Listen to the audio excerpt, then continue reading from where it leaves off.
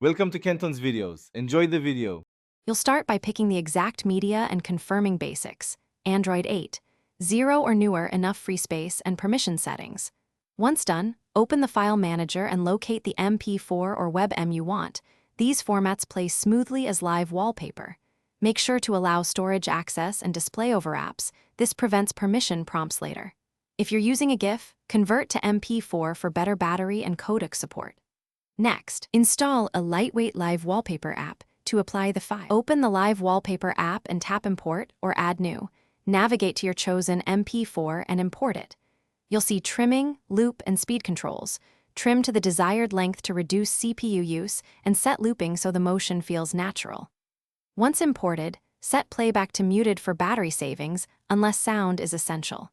Use Preview to check how it crops on both home and lock screens. Make small crop or fit adjustments so important parts of the image aren't cut off.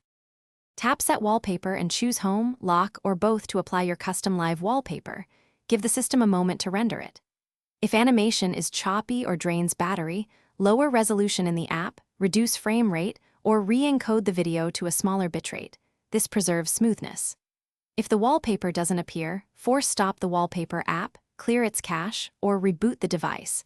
Make sure no battery optimizer is blocking background activity. That single troubleshooting step usually resolves rendering or permission hiccups. Thanks for watching. Consider subscribing if we helped you.